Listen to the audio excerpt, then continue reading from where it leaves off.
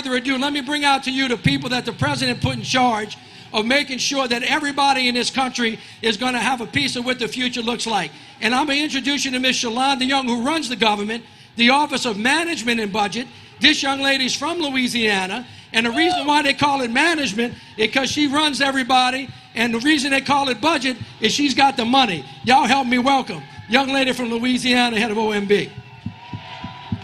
The second is a young man that came from South Bend, Indiana, who's now the Secretary of the Department of Transportation, that's responsible for putting half of this money from the infrastructure bill in the ground. And he just came to us from Birmingham yesterday, where we announced $1 billion to pull down bridges that used to separate black communities. Everybody knows this. When you say where you live, everybody says, I live on the other side of the track, the other side of the highway. That will put there to divide the communities. He's the guy that's going to put it back together. Everybody help me welcome Secretary Pete Buttigieg, Department of Transportation.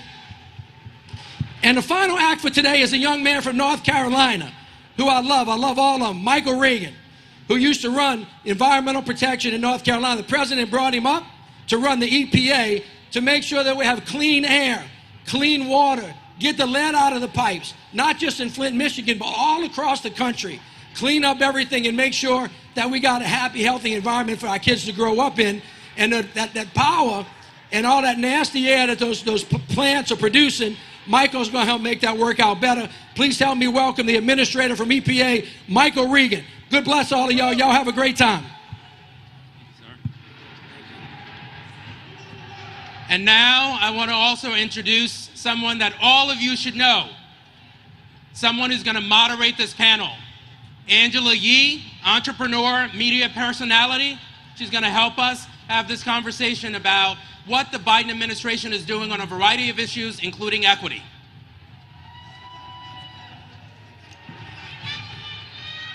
Thank you. All right, well, it is an honor to be here. And you know, we are here at Essence Fest, so let's give it up for that. It is a celebration of black women. And this administration has so many firsts, so we do have to celebrate that. It's historic. Vice President Harris, who is going to be joining us tomorrow. Justice Ketanji Brown Jackson, who was just sworn in just last week, and many others. Now, Director Young, we're going to start with you, okay? You're not only the first black woman to ever lead the entire federal budget, but you're also a Louisiana native. Give us a little bounce so we know. All right, tell us a little bit about how that experience has shaped the way that you do this work. Well, one, I'm very excited to meet you, so thank you for doing this. Two, when you think about the government, it sounds very stale to talk about the Office of Management and Budget. What it means is I get to wake up and talk to Secretary Buttigieg about transportation needs. I get to go to sleep with Michael Regan calling to complain that we haven't given enough money for something else. In the middle of the day, we might talk about Ukraine funding. So you want people with experiences like many of yours in the room talking to the president. The president always likes to say, don't tell me what you value, show me your budget and I'll tell you what you value. And he lives by that creed. And I get to sit and work with him and work with these great members of the cabinet to show the American people what we value. All right, well, since you brought up the American people and what we value, as a business owner myself, I have to ask, for the woman who knows where all the money is there anything in the president's budget for small businesses and for black female entrepreneurs like myself and so many people here? One, I applaud all that entrepreneurs do. As a special person that brings that to the forefront. One program that I love and have experience with are CDFIs. It reaches the smallest of businesses. Another thing, remember this administration fixed the PPP program when it came in. We ensured that really small companies, not big guys pretending to be small companies, could access those funds. So those programs are forefront of what we're trying to do. And also remember our commitment to procurement. We do a lot of business as a government, and we need to make sure that we're bringing people, small disadvantaged companies, to do business with the government. And our goal is to increase that to 15% in the Biden-Harris administration. All right, so we've heard a lot about what Director Young does, but as leaders in the Biden-Harris administration, I want you guys to help the audience understand the role that you play, particularly as it pertains to the economic impact on the black community. Secretary Buttigieg, you want to? Sure. So I think people have an understanding generally of transportation. I'm the Secretary of Trains, Planes, and Automobiles, and a lot of things like that. A lot of things people don't think about every day, from pipeline safety to commercial space travel. And in particular, in terms of what our work means for black women and for black communities, there are two things that I would mention. The first is service. Do you live in an area where you're getting good transportation service? Is there a way to get to work affordably? Do you have access to good airline service? Do you have a bus coming to get you to where you need to be? If you're driving, is the road good? Everything you need in order to live well. The second thing that I'm especially excited about to talk about here at Essence Fest is business opportunity. Remember, with the President's bipartisan infrastructure law, we're going to be investing more than $500 billion in the transportation systems of this country. That's everything from replacing a bridge to installing an electric vehicle charger in a neighborhood somewhere.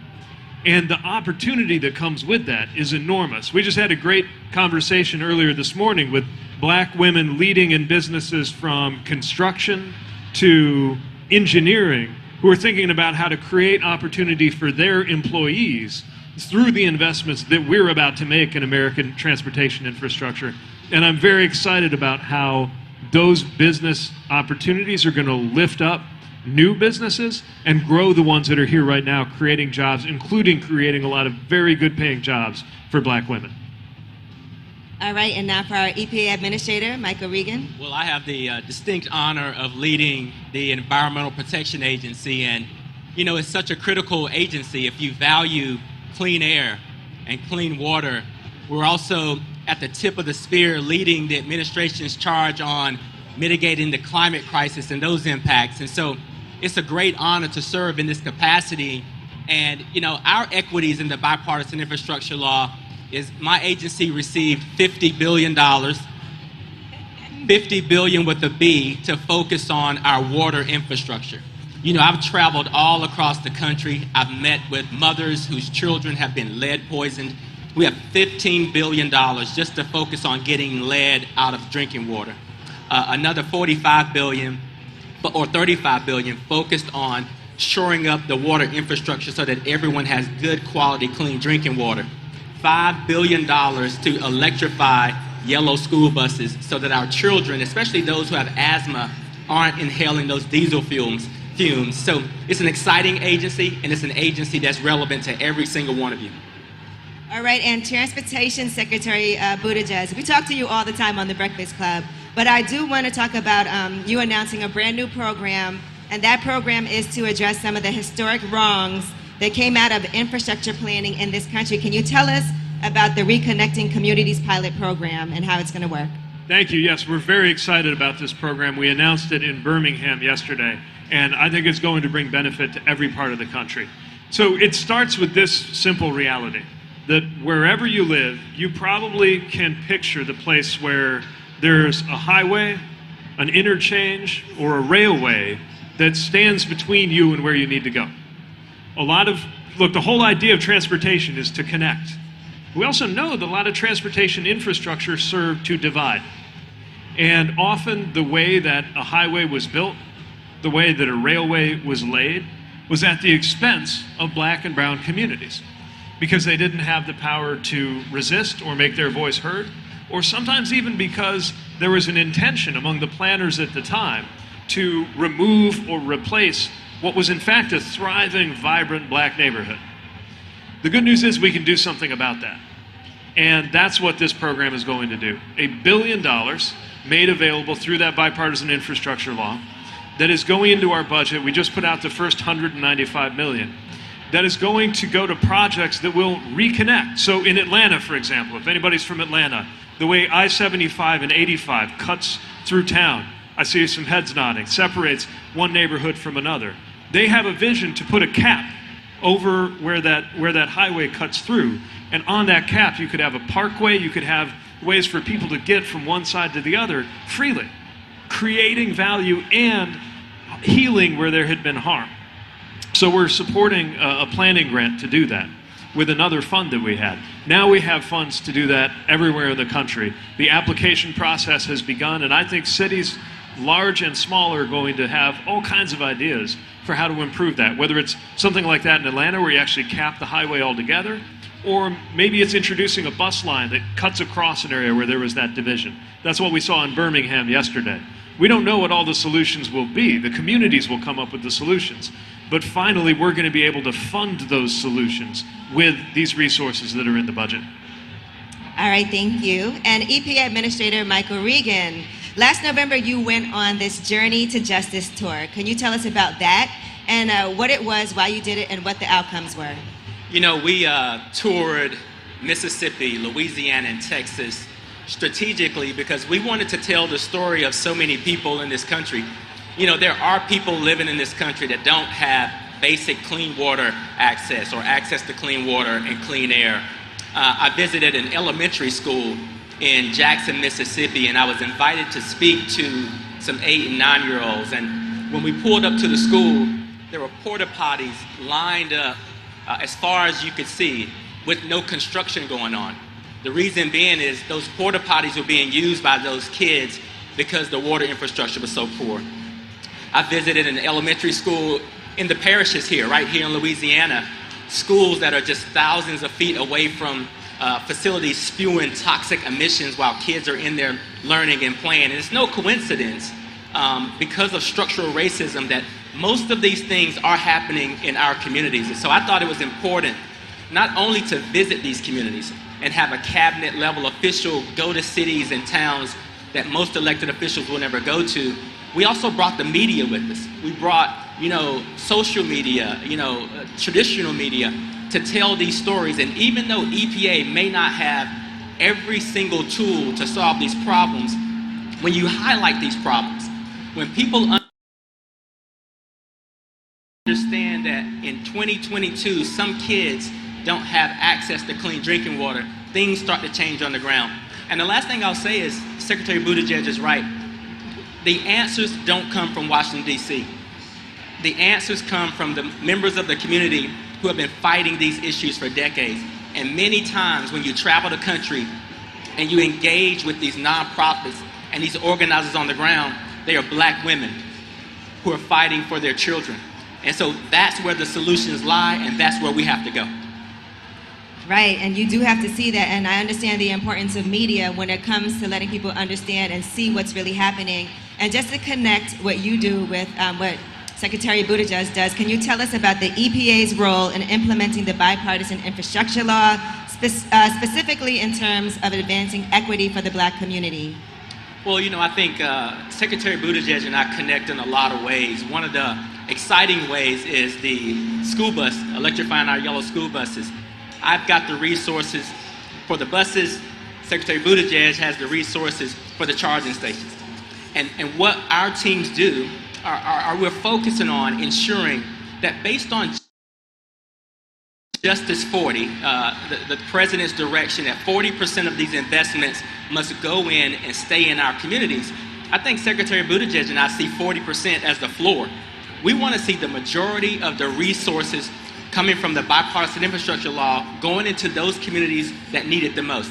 And that requires that we specifically focus on equity and inclusion and have the right people at the table so that we can make the right investments.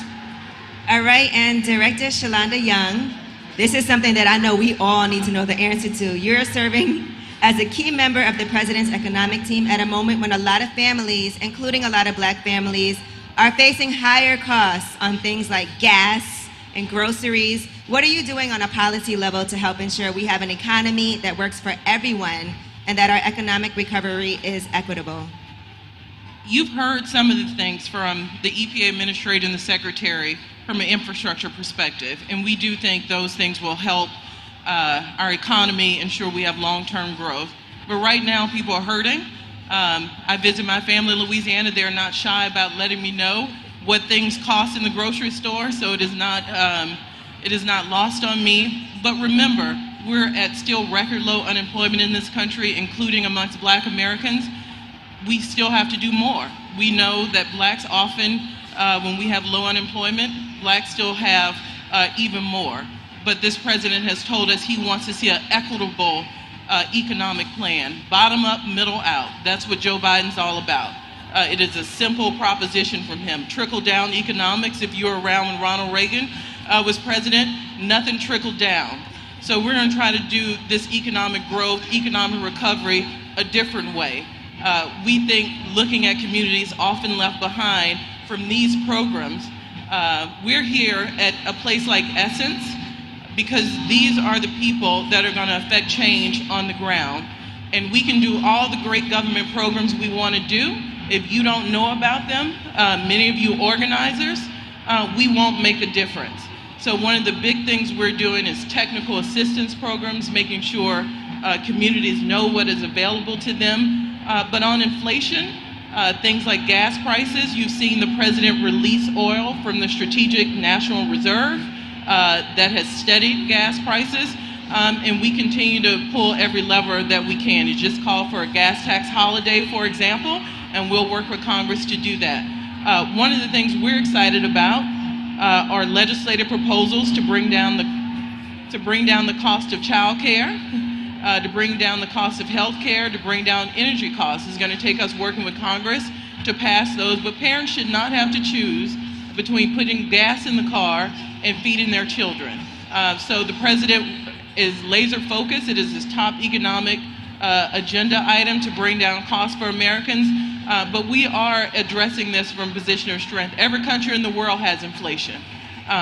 So remember, it's not one policy, one piece of law, even though people will try to blame the president for gas prices. You can find inflation across the globe. The question is what we're going to do about it. And it takes two responsible parties to put solutions on the table. And you know, just for me to go off script a little bit, I do want you guys to talk about the importance of voting and how people can be empowered and feel like their voices and what they need are heard. We talked about a lot of things. A lot of people are suffering right now, and a lot of people feel discouraged. So I would love to get some words for you on why voting is important and what people can do to make sure that they feel empowered. Because a lot of times people feel like they're voting, people are getting in office, but nothing's getting done and promises aren't being kept. You know, I just heard you talking about President Biden and everything is not his fault, and a lot of times there are things that are getting blocked when it comes to Congress, but it is a critical time. So I would love to hear from you guys directly on what some people can do so that they can feel and understand the power that they have. What I'll say is that at the end of the day, it is the most powerful way that you can express your decision-making power over what government ought to do. And another thing I want to mention is that right now we're talking a lot about the federal level and the funding that is going out. $1.2 trillion total between the transportation work that my department is doing, the work on water, school buses, and other things that Administrator Regan is working on, the work in the Commerce Department to make sure everybody has access to the internet at an affordable rate. But most of the actual decisions are actually being made closer to home. So we might send out billions of dollars to the state of Louisiana, for example, and then decisions will be made in Baton Rouge or in the city of New Orleans about what to actually do with a lot of those dollars. There's much more money that moves that way than moves in a way that we pick and choose in an office like mine. And the reason I'm mentioning this is because people have more power than they think to make their voices heard in local processes, at the State House, at the City Council, at the Planning Commission, places where, unlike the United States Congress, you don't have to be invited to show up and testify or speak. You can show up whenever they have a meeting and make your voice heard. And so there's, yes, there's the importance of voting always.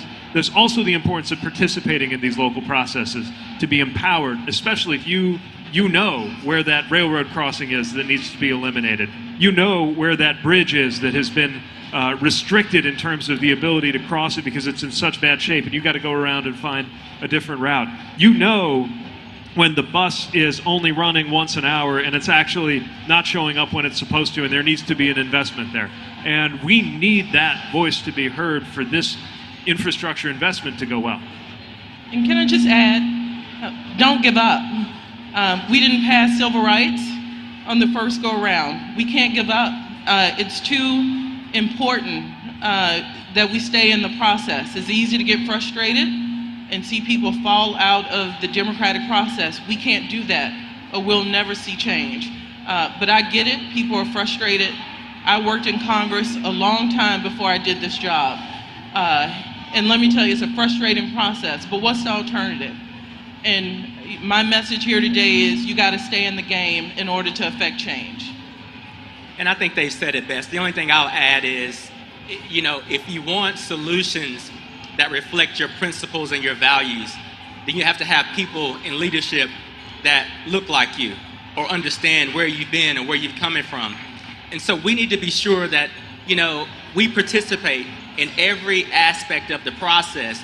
The power of everyone's voice is so important, and you want to proactively get everything that you deserve from your government today, and you don't want to wake up to a bad ruling of a Supreme Court and then realize that you should have been active the whole time. So everyone should mobilize and ensure that their values are reflected each and every day. And by the way, when you think about education and transportation, clean water, clean air, all of these things impact all of us, but typically disproportionately hurt women and black women more than anyone. And so there's a vested interest here, which is why we're here. Well, I thank you for that. That really hit close to home, because I feel like that just happened. We woke up like we anticipated this, but here we are. So are there any last words? I want to give you guys a minute for closing remarks before we exit the stage. 1 minute each. I'm happy to start. One, thanks for having me back home. I'm a proud daughter of South Louisiana. My 8-month-old is getting to visit her grandparents in Baton Rouge. And really, that brings in perspective what I do. They tell you it changes you to have a child. That is the God's honest truth. Everything I see, I want better for her. That's why I encourage everybody to stay engaged so we can do better for our kids. You know, one of the first lessons I had from my parents when leaving the house was you got to be better. A lot of black kids, brown kids hear that from their parents. You got to be better to succeed. I would love not to have to give that same speech to my child. The same is just fine. We all have high expectations and don't mind working harder and better, but I think everyone deserves a fair shake in this country. And I'm proud of the representation this president has in his cabinet, because it does matter. And having people who get to put out over $1 trillion in funding and who get to decide what our values are in our budget, who might come from a town of 2,000 with, you know, some strong black grandmother and mother. We have some shared values and some things in common. So thank you for letting me come home. Thank you for letting me talk to my folks. And it is a pleasure. And we have a lot of work to do to improve. Please don't think we're sitting on our laurels, but we're at events like this because we can't stay in DC if we want to affect change. We have to hear from you. So thank you. Any last words, Secretary Buttigieg? So first of all, I'm likewise so appreciative of the chance to be here. And I just want to say, we know what we're up against in every way. What's happening to prices, a war in Europe, aftershocks from the pandemic, decisions from the highest court in the land that are taking away rights that we have counted on all our lives. But I'm excited about what we can do in this moment, because we do have leadership that makes it possible for me to sit at a cabinet table right down the hall from the Oval Office with leaders like Director Young and Administrator Regan and the President and the Vice President, and a table that truly looks like America. And we have the resources to get out there in every community, from the biggest cities to the smallest towns, and create opportunity, create generational wealth, create the chance to see to it that the future is going to be better than the past was. And whether that succeeds or not depends so much on participation and on empowerment. And that is especially true as we're here at Essence. It's especially in my mind that if we do not harness the power of black women, the talent and the capacity of black women, we won't be able to get this job done. We are about to launch a level of transformation in this country that will test what this country can produce. We're literally going to need to bring the absolute maximum capability of our workforce, our talent, which means if we leave any talent on the table, we're going to come up short. So let's not leave any talent on the table. Let's all be part of this. And I'm excited about what we're going to deliver in the end. Thank you. And Administrator Regan? Yeah, I'll be sure to not repeat what they've said because they've said it. I want to thank you for giving us this platform. You have such a powerful voice, and you're actually providing a gateway for us to get this information out to so many important people. The second thing and the last thing I'll say is black women are the backbone of the Democratic Party. If we want to be successful, we are going to have to connect, harness, and cultivate the ideas and the thoughts and the energy and the intellect of black women. That is how we're going to be successful. That's why we're here today. All right, well, thank you so much. And like I told you beforehand, it's been a journey for me to make sure I educate myself and pay attention to everything that's going on. So I want to thank everybody who is here paying attention and making sure that we stay informed. Thank you so much for joining us on this panel.